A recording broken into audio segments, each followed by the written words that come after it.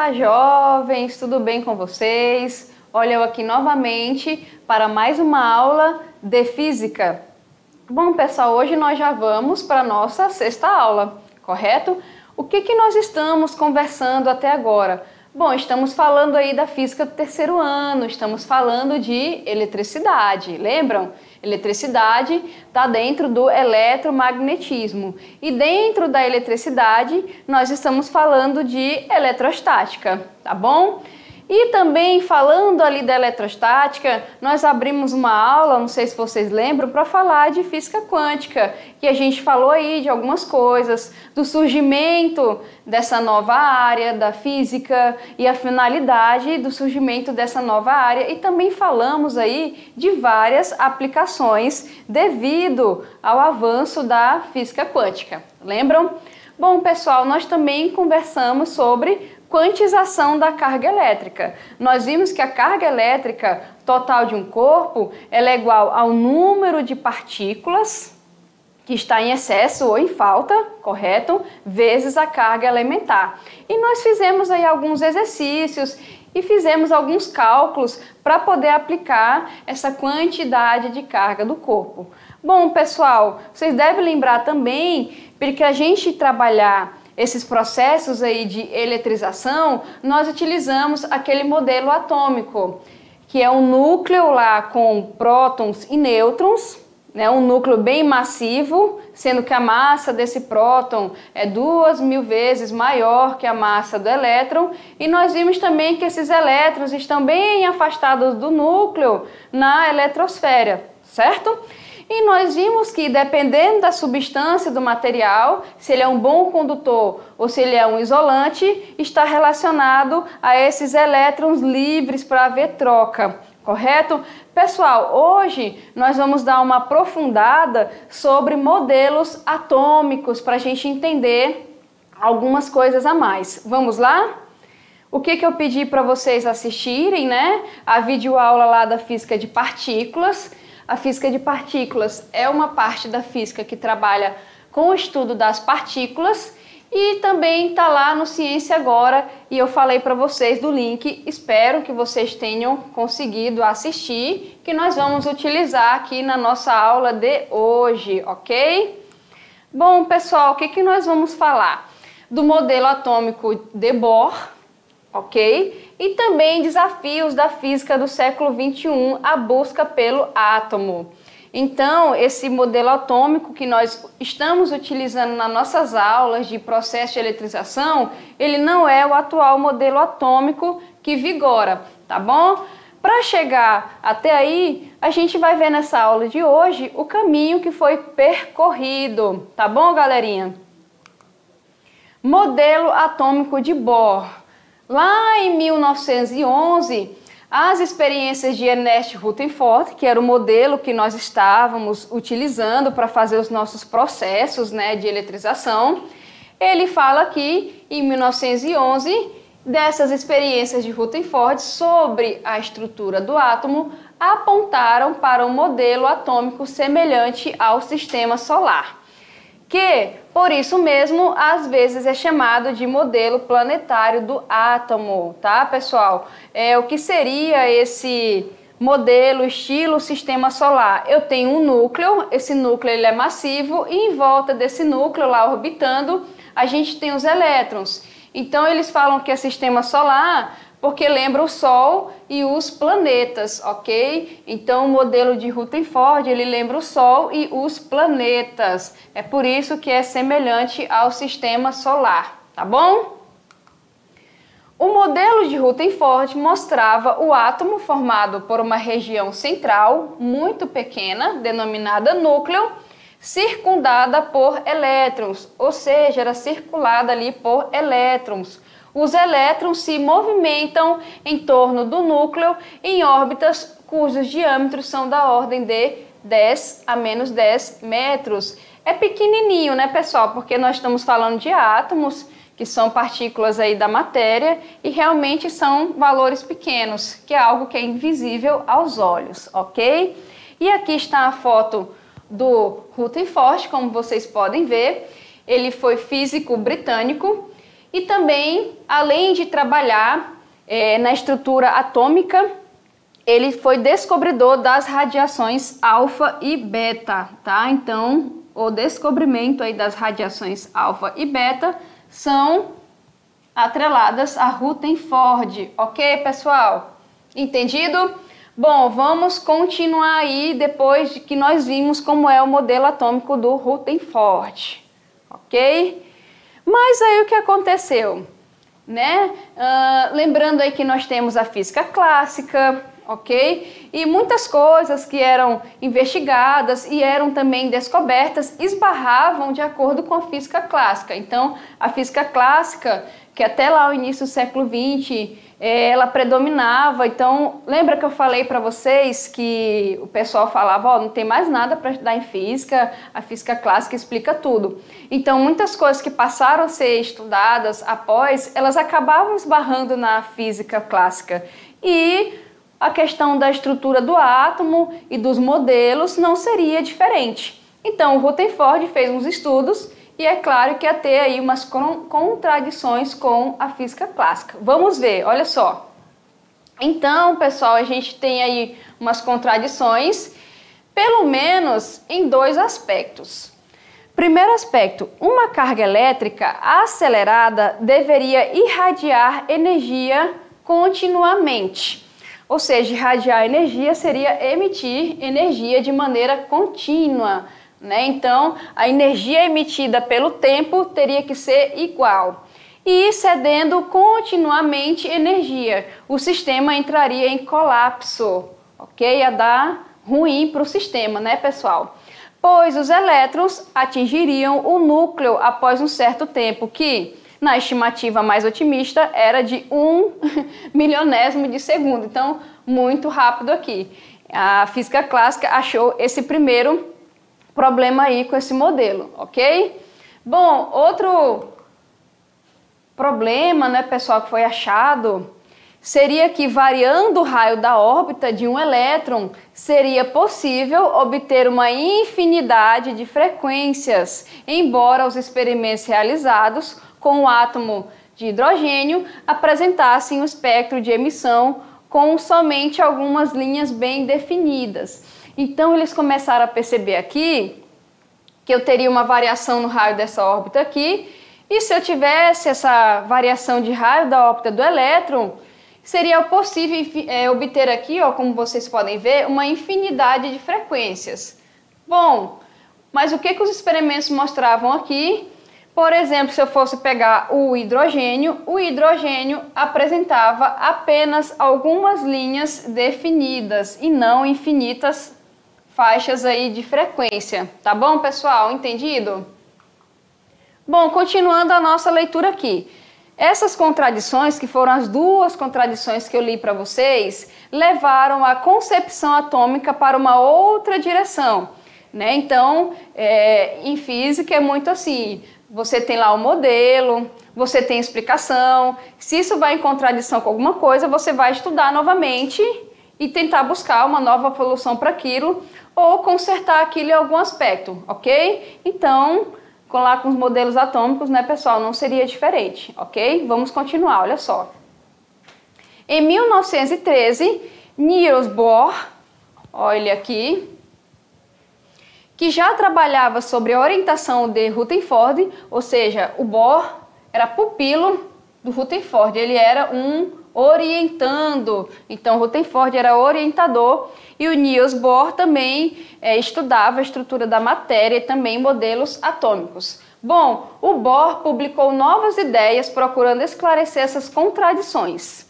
A teoria de Bohr para o átomo de hidrogênio estabeleceu o quê? Bom, vamos ver os pontos aqui que foram estabelecidos. Primeiro ponto, o elétron pode estar somente em determinadas órbitas circulares, sem irradiar energia. Ou seja, o que ele quer dizer com isso, pessoal? Essas órbitas correspondem a situações estáveis, chamadas de estados estacionários. Então, para que o meu elétron ele não irradie essa energia, ele tem que estar em estados estacionários. E esses estados estacionários só são possíveis somente em determinadas órbitas, ok? Então, o estado estacionário está relacionado a órbitas onde o meu elétron não irradia energia, ok? Outras condições. Aqui, para vocês verem rapidinho, é a foto do Bohr. Ele é físico dinamarquês, tá bom? E ele elaborou a teoria sobre as órbitas eletrônicas, tá, pessoal? Então, órbitas eletrônicas que a gente estuda lá em química também, veio aqui do físico dinamarquês Bohr, tá bom? Bom, olha só, continuando aqui as condições que o Bohr colocou aí para o modelo atômico, né? A gente já falou dos estados estacionários, que são as órbitas onde o meu elétron vai se encontrar, onde ele não irradia energia, certo? Lembraram disso? Quais são as outras duas condições? Vamos lá, olha só. Pessoal, as outras duas condições, como está escrito ali na tela, são quais?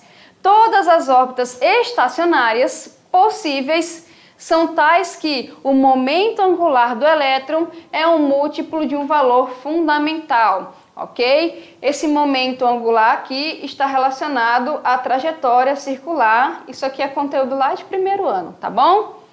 E ele fala aqui que esse momento angular, ele é um múltiplo de um valor fundamental, né? Então, o valor fundamental aí não é qualquer valor.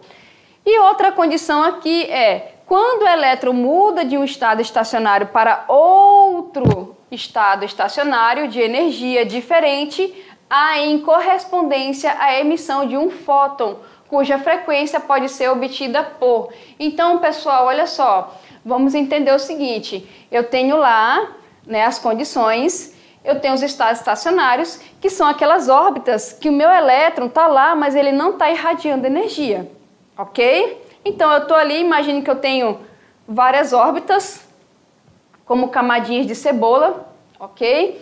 E se eu abrir aquelas camadas, tem umas delas que são estacionárias. O meu elétron está ali, ele não vai irradiar energia.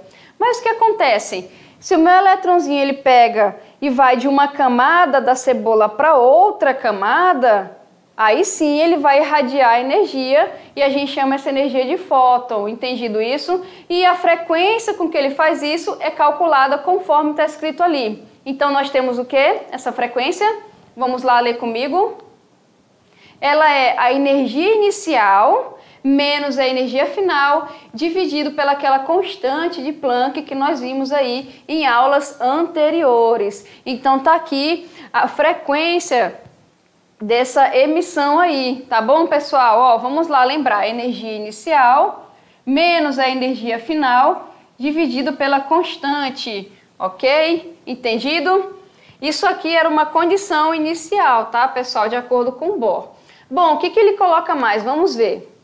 O fóton é emitido quando, vamos ver, a energia inicial é maior que a energia final, ou seja, para eu emitir um fóton, a energia desse elétron ele tem que ser maior que a energia final depois que ele emitiu esse fóton, tá bom? Em caso contrário, ele é absorvido. Esta hipótese explica tanto o espectro de emissão quanto de absorção, pois ambos são descontínuos, tá bom, pessoal? Então isso aqui é explicável por conta disso.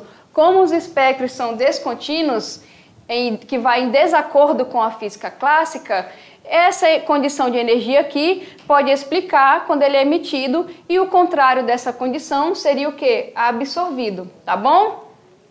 Usando como unidade de energia o elétron-volt, o modelo de Bohr para o átomo de hidrogênio, lembrando que nós estamos falando do átomo de hidrogênio, permite mostrar que a energia referente ao nível energético N é dado por, tá? Pessoal, esse N aqui, nesse caso na fórmula, como vocês podem observar, ele é nível energético, tá? Então é EN, tá bom? Para não confundir com o nosso Nzinho lá da carga elementar,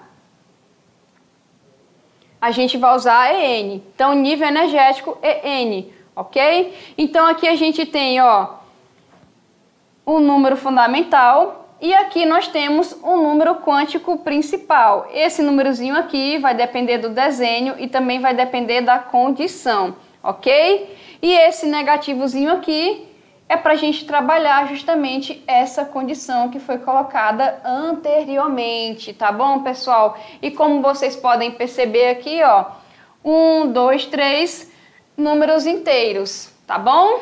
Entendido isso? Olha só, o que o Bohr também vai nos mostrar com isso? Para o estado fundamental, temos n igual a 1. Então, o estado fundamental está relacionado com o valor de n igual a 1. Logo, a energia lá no estado fundamental é menos 13,6 eletronvolts. Deixa eu voltar aqui rapidinho. Olha só, tá aqui ó, o nosso nível energético. No estado fundamental, esse n aqui vale 1. Então, o nível energético aqui no estado fundamental, ele equivale a esse valor, como vocês podem ver, ok? E essa energia aqui, nós falamos que é a energia necessária para tirar o elétron do seu primeiro estado estacionário. Lembra das camadinhas? Ele está lá no estado estacionário. Para tirar ele dali, eu preciso de energia. Aí ele passa para outro estado e vai emitir um fóton. E lembrando que a energia que ele estava inicialmente, tá bom? Naquele estado estacionário, tem que ser maior que a energia final que ele vai adquirir e a gente viu ali no negativo. Entendido isso? Pessoal, vamos continuar, olha só. Então, para que o elétron seja separado do átomo, devemos ter esse número aí igual a infinito, né? Então, já pensou, gente, infinito? É bastante coisa, né? Assim, nesse caso, o átomo estará ionizado e o seu estado aqui, ó, nível energético seria 0. Por que 0, pessoal? Porque um número pequeno dividido para um número muito grande, que é infinito, vai tender a 0, tá bom? E nesse caso aqui, não há energia de ligação, ok? Pessoal, olha só, a energia referente a uma transição genérica do nível aqui, ó, que seria o primeiro nível, para o nível que seria o segundo nível, pode ser calculada por isso daqui, ó. Então tá aqui, a minha variação de nível energético do nível 1 para o nível 2, ela é aquele número que eu tinha mostrado para vocês, o 13,6, multiplicado justamente aqui, ó, pelo meu N1 quadrado aqui, N2 quadrado, ambos no denominador, como vocês podem observar aqui, ó. Ok? Então, eu calculo aqui, multiplico, e eu também poderia calcular essa energia referente a uma transição de nível, tá bom? É isso que ele mostra aqui, tá? Pessoal, continuando. Observe que se N2, que é ali o nosso número no nível 2, é maior do que está no nível 1, a gente vai ter o quê? Essa energia aqui menor que 0, ok? Então, a energia para ir de 1 para 2 seria menor que 0 se o meu N2 fosse maior que o meu N1. E isso corresponde à absorção de energia, ok? Então, seria outra condição para absorção de energia, além daquela que eu coloquei antes. Caso contrário, temos emissão de fóton, cuja energia é dada pelo quê? Olha só, energia de transição de nível 1, 2 é igual aqui, ó, a constante vezes a frequência de emissão. E para que isso ocorra, no caso, N2 menor que N1, tá bom? A constante H, que aparece nesta última expressão, é usada por Planck, como eu falei para vocês, em seu trabalho sobre a radiação de corpo negro, que foi aí conteúdo da nossa aula 4, tá bom? E é também a mesma utilizada por Einstein na explicação do efeito fotoelétrico, que também falamos sobre ele na nossa aula 4, tá? Pessoal, olha só, trabalhando em teorias diferentes, cada um deles chegou ao mesmo quantum de ação da energia na natureza. Olha só que interessante isso daqui, né? Eles estavam trabalhando aí, ó, em teorias diferentes, mas eles chegaram a esse mesmo valor H aqui, e nós temos aí que a energia ela é quantizada, tá bom? E isso aqui, ó, corroborou com a ideia de quantização, como eu falei para vocês, tá bom? Entendido isso? E aqui a gente vai trazer uma imagem que eu vou mostrar para vocês no próximo slide e mostra as possíveis transições do elétron quando há mudança em seu nível de energia até n igual a 6. Então ele vai de 1 até 6. Cada família de transição é uma série, tá, pessoal? Assim, Balmer, que é outro nome aqui, ó, do estudo, lá do modelo atômico, por exemplo, representa transições de elétrons cujas frequências estão na região visível do espectro. Quando a gente fala visível, pessoal, é aquilo que nós conseguimos ver, tá bom? Os olhos humanos conseguem ver. Então, temos aqui a imagem, tá? Eu vou deixar a imagem aqui, depois vocês olham com mais cuidado. E essas imagens aqui, elas trazem linhas espectrais, ok? Para mostrar os subníveis. Então tá aqui, ó, n igual a 1 até n igual a 6, ok? E aqui são as órbitas permitidas pelo modelo de Bohr do átomo de hidrogênio, ok? Mas não está em escala, tá, pessoal? E aqui, ó, seria pela série de Lyman, aqui série de Paschen e aqui outros tipos de série, ok? Aqui a série de Balmer. Então a gente pegou e aqui a série de Brackett, tá bom? Então aqui nós temos o desenho, vou deixar aqui para vocês, depois vocês olham, só para a gente saber o quanto de energia é necessária para ir a cada nível desse daqui, tá bom? Vamos ver um exemplozinho de como eu posso aplicar aquela fórmula lá do nível energético? Olha só, exemplo 1. O diagrama seguinte mostra alguns níveis de energia N de um elétron no átomo de hidrogênio e também algumas transições. Dados aí que 1 electrovolt tem o valor de 1,6 vezes 10 a menos 19 joule. Joule é a unidade de energia, né, pessoal? E também aqui, ó, o valor da constante de Planck de 6,63 vezes 10 a menos 34 joules por segundo. Aí aqui a gente pode ver o diagrama, ok, ó. Ele colocou de n igual a 1. Aí aqui a gente tem uns estados aqui, n igual a 2, n igual a 3, n igual a 4, e aqui são as energias em electrovolts em cada nível, tá bom? Lembrando, pessoal, que quando eu for trabalhar aqui, ó, eu vou transformar esse cara em joule, então é só fazer a multiplicação, correto? Então vamos ver aqui, olha só. Tá aqui, ó, o primeiro estado, ele vai de N1 para 3, ok? Aqui vocês podem ver que ele vai de N4 para N3. Aqui no outro exemplo, ele vai de 2 para 1. Aqui ele vai de 4 para 2. E para fechar ali, ele vai de 1 para 2. Então a setinha corresponde ao que ele está fazendo em cada instante desse daqui, ok? Então, nós vamos ver a pergunta e vamos ver em qual desses aqui ele quer que nós façamos a análise. Vamos ver. Com base nos dados, responda as questões seguintes. Na letra A, pessoal, ele está falando o seguinte: os intervalos entre os níveis de energia são constantes? Olha só, vamos dar uma olhada aqui, ó. A gente pode ver aqui, por exemplo, que ele vai de 1 para 3. Ele variou 2. Aqui, variou só 1. Aqui eu tive variação de 1 também, aqui de 2 e aqui de 1. Isso aqui, então, eu posso falar que não é constante, certo? Vocês podem ver que essas liberações de energia que elas não são contínuas, tá bom? Ok? Na letra B, ele já está perguntando o seguinte: quais transições correspondem à absorção de energia e quais correspondem à emissão de um fóton? Então vamos lá, pessoal, eu tenho que olhar aqui, deixa eu só voltar aqui rapidinho, olha só, eu tenho que olhar o seguinte: se eu olhar para o primeiro nível e o nível que eu estou indo tiver lá o meu N, opa, quase pego o Vitor, tá aqui, olha só. Então quais são as condições?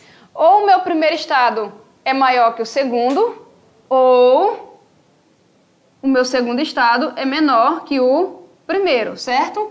Olha só, eu vou voltar aqui para vocês observarem algo rapidinho. Deixa eu ver se está nesse. Aqui, olha só. Observe o seguinte, pessoal. O que ele diz aqui, ó? Se o meu segundo estado é maior que o segundo, a minha energia aqui é menor que zero. Isso aqui corresponde que à absorção. Então, quando o segundo estado é maior que o primeiro, eu tenho absorção. Quando o segundo estado é menor que o primeiro, eu tenho emissão. Entendido? Então, vamos ver lá o que ele está querendo. Deixa eu só passar aqui. Pronto, chegamos. Então, aqui, pessoal, olha só. Eu tenho que observar as setinhas que estão indo e as setinhas que estão voltando. Então, no caso aqui da nossa letra B, o que eu vou dizer que está absorvendo? 1 e 4. Vocês podem ver pela direção da setinha. E qual está emitindo, no caso? 2, 3 e 4. Opa, aqui é quanto, gente? 5, né? 1 e 5, ok? Absorção, tá bom? 2, 3 e 4 é emissão. Então, corrigindo, vamos ficar dessa forma bem aqui. Entendido isso? Ok? Vamos continuar aqui para fechar. Letra C. Qual é a frequência do fóton na transição 4? Bom, na transição 4, vamos ver aqui rapidinho. Na transição 4 é essa daqui, ó. Deixa eu pegar uma outra cor. Ó, essa aqui é a 4. Na 4 eu vou sair daqui, certo? E vou para onde? Para cá. Ok? Entendido? Então, eu vou pegar o N4 é o primeiro, N2 é o segundo, tá bom? Então, vamos lá. Para calcular isso daí, eu vou pegar a energia inicial, que no caso eu saí de 4, e fui para a final, que é 2, e vou dividir pela constante, ok? Então, eu vou ficar com quanto ali, ó? Menos 0,85. Lembrando, pessoal, que ali está em eletrovolt. O que eu falei para vocês? Que para transformar eu tenho que multiplicar por isso daqui, né? Aí ele vai para joule, tá bom? Então, olha só, peguei do nível, multipliquei pelo valor em joule, ok? Menos, da fórmula aqui, o do nível final, que é para onde eu fui, vezes o valor aqui do eletrovolt em joule. E dividir pela constante em Planck, que também está em joule por segundo. Tá bom? Então, aqui, ó, eu posso observar que eu tenho um jogo de sinal, ok? Então, eu vou ficar com esse valor, mais esse valor todo aqui, tá bom? E depois eu divido por esse daqui. Nesse caso, olha só, tá ali, ó, multiplicado, tá? Fiz ali, ok? E a gente vai obter, ó, dividiu ali 4,08 por 6,63, conserva-se a base e subtrai o expoente. Então, é esse menos esse daqui, menos com menos, mais. E eu vou ficar com quanto aqui? 0,615 vezes 10 a 15. Para deixar em notação científica, eu vou colocar essa vírgula na frente do 6, ok? Como eu coloquei a vírgula na frente do 6, eu tiro uma casinha daqui, tá bom? 6,15 vezes 10 a 14 Hz é a frequência, pessoal, da emissão desse fóton aí, tá bom? Na transição, ok?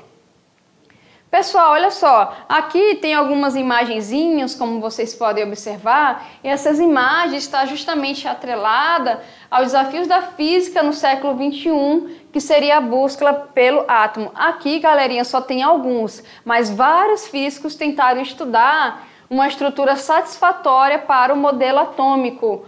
E aqui nós temos uma evolução ao passar do tempo, tá? Então, aqui eu tenho o modelo atômico de Dalton, Thomson, que é o nosso pudim de uvas passas aí, Rutherford, que nós já tínhamos visto, e aqui é o de Bohr para o átomo de hidrogênio, ok? Vocês podem perceber aqui, ó, a diferença daqui para cá, seria essa questão dos níveis aqui das camadas, tá bom? Bom, pessoal, lá no início do século XX, com o modelo proposto aí por Rutherford e aperfeiçoado por Chadik, ok? Já se estava muito além da ideia grega do átomo e parecia que se conseguiria, por fim, identificar um conjunto de partículas elementares. Mas a busca não parou por aí, claro, né? Como tudo na ciência, a gente sempre tem busca, ok? Lá na década de 60, a gente teve aí, ó, alguns nomes, como vocês podem ver aqui, lá em 1929, e também o George, ó, lá em 1937, trabalhando separadamente, concluíram que prótons e nêutrons não estão em estruturas indivisíveis, mas se compõem em partículas ainda menores. Ou seja, o que eles estão falando aqui, pessoal, que hoje é conhecido na física de partícula? Olha, lá eu tenho os prótons, eles não são as menores. Os prótons e os nêutrons não são as menores partículas. Tem gente que é menor do que eles ainda. Então, eu falo isso pelo seguinte, lá na física, pessoal, quando foi descoberto o átomo, primeiro pensou que o átomo era a menor partícula da matéria. Aí depois veio, não, tem menor ainda, próton, elétron e nêutron. Então o pessoal começou a estudar e viu que tinha partícula menor ainda do que essas. Olha, tem os quarks, que são menores ainda do que os prótons e os nêutrons. Então assim foi indo, ok? Vamos continuar, olha só. Então tá aqui, ó, o próton e o nêutron, só pra gente ter uma ideia. Aí tá ali representado, né? E a gente tem representado, só para ligar essa molinha pra gente, seria para calcular a energia, tá, pessoal? Ali eu tenho, ó, segundo esse modelo, são constituídos por dois quarks do tipo up. A gente fala que é tipo up porque ele tem carga de mais 2 sobre 3e. E um quark do tipo down, que ele é down porque ele tem carga de menos 1/3 de e. E os nêutrons aqui, ó, como vocês podem ver, ó. Ok? E aqui a gente também tem, ó, dois quarks aqui do tipo down e um do tipo up, como vocês podem observar aqui, ó. Tá bom? Então aqui é o próton e aqui seria o nêutron. Em ambos os casos, a soma desses valores produz exatamente a carga do próton, que é a carga mais E, que é aquele valor de 1,6 vezes 10 a menos 19 coulomb, ok? Ou a carga do nêutron também, tá, gente? Olha só, o que a gente pode também falar das pesquisas aí no atual estágio do que elas estão. Bom, os quarks são considerados fundamentais, ou seja, nenhum tipo de estrutura interna contendo componentes ainda menores, ok?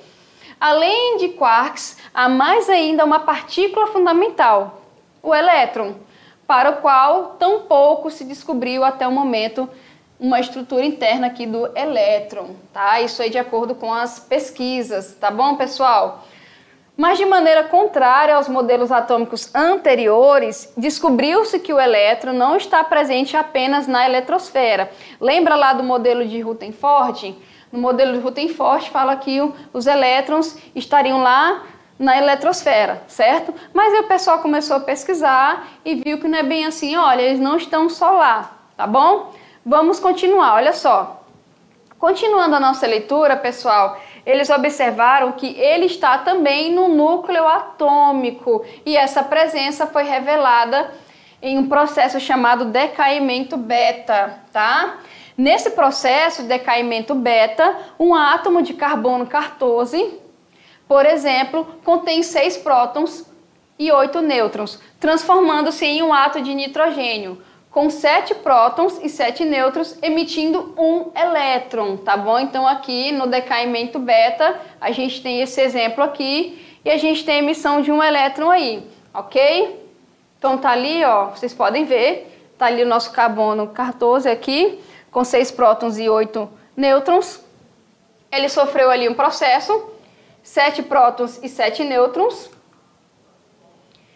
e ali ele emitiu um elétron, tá, pessoal? Vocês podem ver como quando ele igualou aqui, ó, ele emite esse elétronzinho bem aqui, ok? Nesse decaimento aí. Olha só, nessa transformação, aparentemente, um nêutron do átomo de carbono 14 estaria se transformando em um próton, se a gente for pegar pelo quantitativo ali, né? Como a massa do nêutron é um pouco maior que a do próton, parte dessa massa original do nêutron seria ejetada. Então, se tu tem a transformação de um no outro e a massa é um pouquinho diferente, então também você teve massa ejetada. No entanto, as coisas não se revelariam tão simples assim, né, pessoal? Então, olha só aqui a fotinha do nêutron original, ok? O novo próton e ali o novo elétron. Lembrando que o elétron ele tem a massa muito menor que a massa do próton, tá bom? Então aqui seria um esquema para a gente fazer essa representação. E ali eu teria, ó, carga do elétron, carga do próton.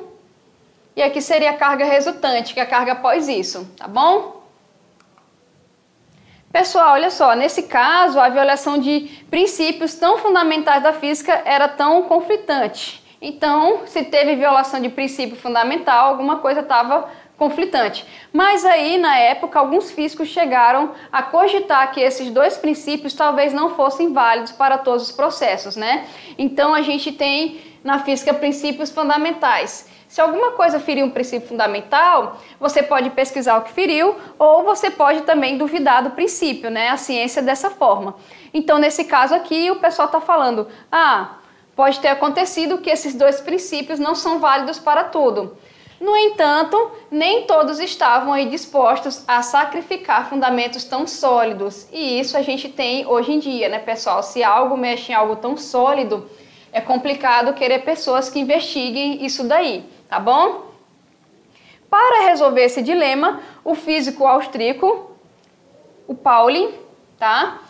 Sugeriu a hipótese de que alguma partícula de massa extremamente pequena estaria participando do processo de decaimento sem ser detectada. Ou seja, se o nêutron se transformava em um novo próton lá e eu tinha uma diferença de massa emitida, que foi ejetada, tinha alguma partícula aí que estava participando da brincadeira e o pessoal não sabia, tá bom?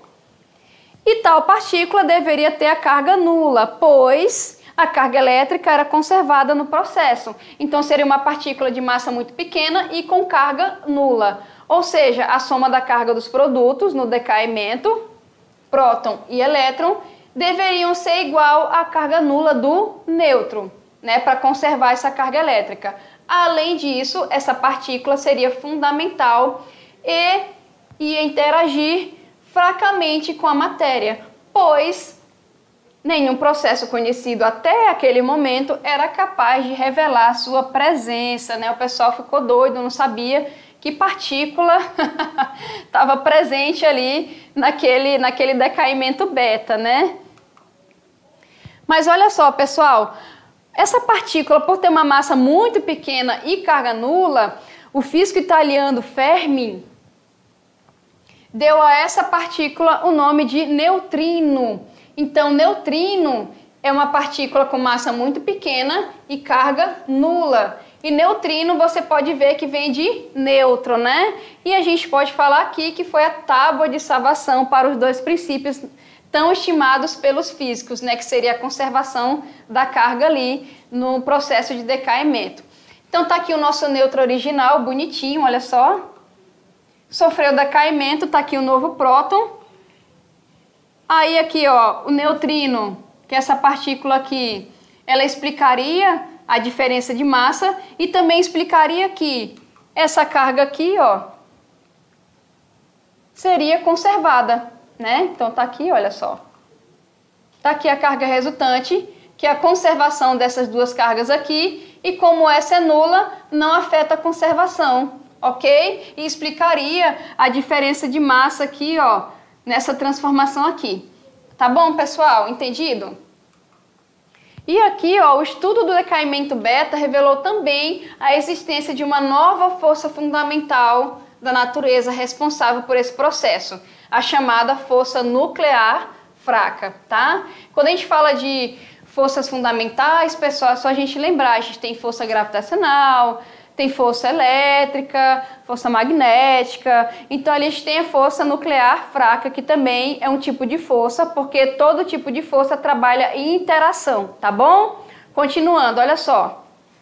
Então, pessoal, ali o processo de decaimento beta é bastante comum nas reações nucleares que geram energia nas estrelas em geral, incluindo o Sol, tá bom? Então, o decaimento beta está muito presente aí lá no Sol, por exemplo, e também na energia que geram nas estrelas, ok? Isso aqui são só exemplos. Até agora, o nosso quadro de constituintes fundamentais da matéria é formado pelos quarks, pelo elétron e pelo neutrino, tá bom? No entanto, esse quadro não está ainda completo, tá, pessoal? E com os avanços aí dos estudos da física de partículas, foi comprovada a existência de mais partículas, né? E também de antimatéria, ok? Toda partícula possui, então, uma antipartícula. E aqui a gente vai mostrar para vocês um quadro com partículas encontradas aí na física de partículas, tá? Então tá aqui, ó, os quarks que a gente falou para vocês, que são os up e os downs, os neutrinos, aqui tem outras, o elétron, o muon, tal. Então isso aqui, pessoal, tem uma ciência específica para o estudo dessas partículas, que é a física de partícula. Então se tornou tão importante estudar isso para entender a estrutura da matéria, que o pessoal tem uma área dentro da física aí separada para isso, ok? Que é a física de partículas. Se vocês forem procurar, tem livros também, tem histórias em quadrinho que o pessoal fez para adaptar, tá bom? Pessoal, olha só, fiquem comigo que na próxima aula tem revisão de conteúdo e também tem resolução de atividades, tá bom? Tchau, tchau!